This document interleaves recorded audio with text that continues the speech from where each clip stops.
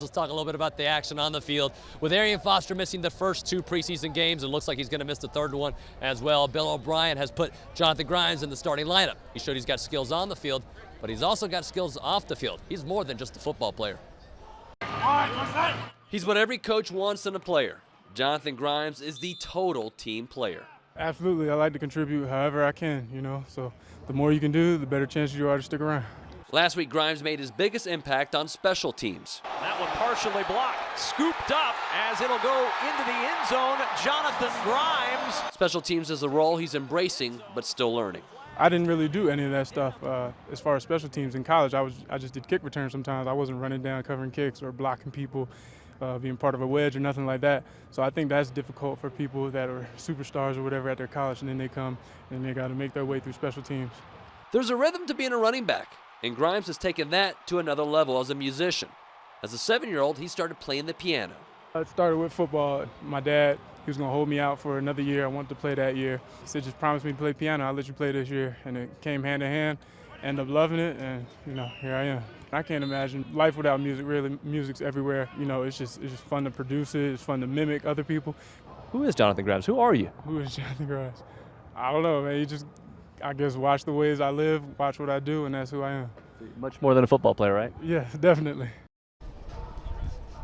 He is certainly much more than a football player. He also loves to sing as well, not just the piano. Now, with this voice of mine, I am not going to sing back to you, Greg. Hit each other. Bob, you're exactly right there. It's funny, when you watch these two teams go at it, they talk a lot of smack, and they hit each other a lot harder than they would their own teammates. That's for sure, go figure there. But another thing I've noticed that, yes, the Texans and the Broncos do run similar drills, but the two teams are run completely different. The Texans are still a young team shaping their identity. He's a good team guy. Be a good teammate. Teammates. Trying to be the best teammate I can be. The Broncos certainly have theirs. Omaha! Peyton Manning runs the entire show in Denver, and I mean the entire show. When Peyton's not happy, you'll know it. I thought our offense stunk today. I thought their defense totally kicked our butt. All kidding aside, holding a joint practice isn't easy. Coaches have to get on the same page. Oh, camp is camp, late, early. I think these guys would tell you, they get paid to practice. They'd play the games for nothing. So I think, it's just good work. It's kind of a fun challenge, David, because we're able to work together, John Fox and I, and talk on the phone and say, okay, what do you want to do in this period? What do you want to do in that period? And he's a great guy to work with. He's been in this league so long, and I have a ton of respect for him, and it was a good relationship as far as working together and working the practice plans out, so I thought it went well.